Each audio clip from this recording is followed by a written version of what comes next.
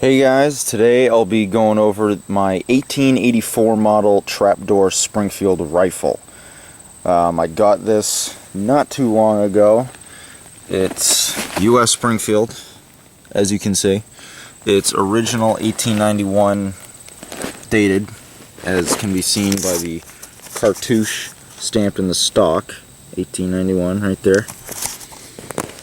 And like I said before, it is an 1884 model, which the differences between that and the original 1873 model are the iron sights, which are these are a lot fancier than the 1873 model ones, just because the 73 model ones were very basic. This one has an adjustable sight and all that kind of thing. It's got an aperture down here, volley sights, all that kind of a thing. So kind of complicated, but it's pretty cool. And the breech block, the 1884 model, has an added ramp right there, so when the shell ejects, it ejects away from your face and not at your face. So I'll just be that was just me going over it. Now I'll go over kind of how to disassemble it. This one, since it's such a later model, doesn't have the regular kind of muzzle setup. It's got this strange kind of spring system up here that prevents the cleaning rod from, sliding out or anything. It's a little weird when I first looked at it, but it's not too complicated. Unfortunately, this doesn't come off, so when you take off the barrel bands and all that, there's a certain way you gotta nudge it off, but I will show you that in a moment. So first thing you're going to want to do, just like the disassembly of any other muzzleloader or military percussion rifle of the 19th century of this time, is take the lock plate off. You have to do that before you can take off the barrel assembly or anything. So the Trapdoor, unlike other percussion or this style rifles at the time, has 3 notches in the lock as opposed to 2, the standard half cock and full cock. It has 2 safety notches. The first one is that, second one is that, and then full cock. So you're going to run into the second one right about there, and the lock plate has just 2 screws holding it in. They'll come out pretty easily. So you kind of take them out and place them somewhere where you can. They can go in each other's slots, but it's best if you keep them in their original. So kind of keep them on the side of it together. You can keep track of where they went. This in particular lock plate's a little sticky, but what you can do is just kind of use the hammer and wiggle that back and forth. It'll all come out as one piece. Nothing's gonna jump out at you, no springs, nothing like that. And you got all that assembly, just stays as one piece. So there you go. Now you got the lock plate off. We'll zoom out a little bit. You got the lock plate off, and now you just have that cavity out. So next thing you're gonna wanna is work on taking the barrel off. First steps to do that is to take the barrel bands off. Unlike the Enfields that I use for Civil War, which have screws to loosen the barrel bands off, Springfields are nice. They just have this little wood spring or metal spring there. But before you get them off, you're gonna need to take out the cleaning rod, which, if you have this system on it with the later 1890s production, you might have this little spring thing. You just kind of do that, just kind of press them in and pull it out. It might lock up on the notches in the rod that you see here and here, but just keep pulling it out, and there you go. So now that's out. Now you're going to want to work on wiggling these out.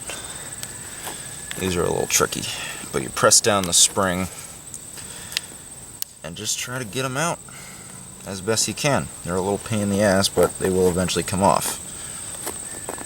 There we go. Yeah, keep working that.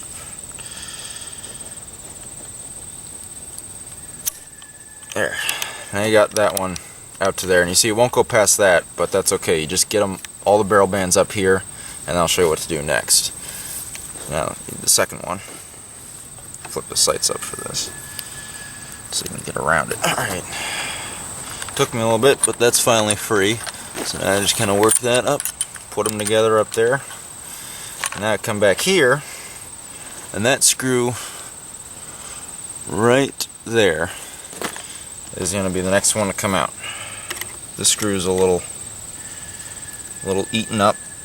It's from over a century of it being disassembled. But you just work it out bit by bit. And that comes out. Make sure, you know, don't leave. Actually, one thing you can do with the screws, if it starts getting that confusing for you, is you just take them, at least the lock plate screws, and kind of loosely screw them back into the lock plate so you don't lose them. And then you can display your lock plate. It looks pretty. But then that's that king screw from the top of the barrel right there. Keep that. That's hard to lose track of. So, and now you're gonna wanna move that. And now this end of the barrel, you're gonna wanna pull that up and wiggle this end kind of up and off the stock. And to do that, to give yourself a little extra, you know, you can pull up on the side here, but to give yourself, obviously you didn't need it that time, but if it is that sticky, which the first time I disassembled this it was, just flop open the breech block and just kind of use it as a little handle. But if you can avoid doing that, do, because it's not good, wears down the hinges. And now kind of just wiggle that off, right off the stock. There you go. Barrel bands stay on there. Don't lose track of them. And you have the barrel assembly off and complete.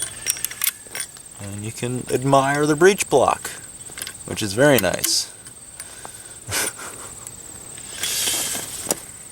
And then you have a stock. And if you want to go even farther and take off the trigger guard and all that kind of thing, it's just 2 screws, 1, 2. Lifts right out. I'm not going to do that. One thing with this one that was an interesting feature to discover was in the back butt plate here, there's a little kind of trapdoor there that would appear to be for either cleaning supplies or 2 extra cartridges right back there. It's kind of neat. And it would look like a unit designation for the unit that this rifle belonged to. We have a 1, you see that, a 1, an L, and a 48. I'd like to try and research the history on that if I can, but I haven't been able to so far. But that is basic disassembly of the 1884 model Trapdoor Springfield. 73 model Trapdoor disassembly would be pretty much the same, except without having to wiggle the barrel off so carefully, it would just lift right out. But so now we'll throw it back together.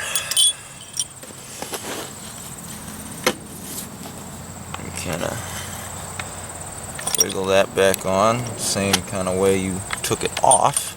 Might be a little sticky when you're putting it back on, but kind of, work the barrel bands up and just kind of, get that snug in there.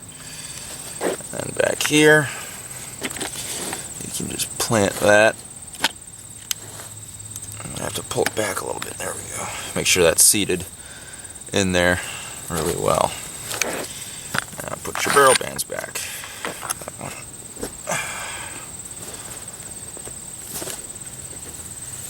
Oh, it's sticky. There we go. Now this one.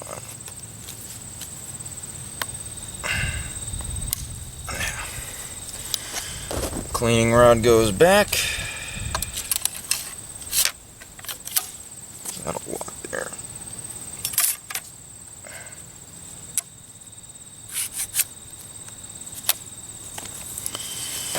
And now lock plate. Actually, king screw should go back first.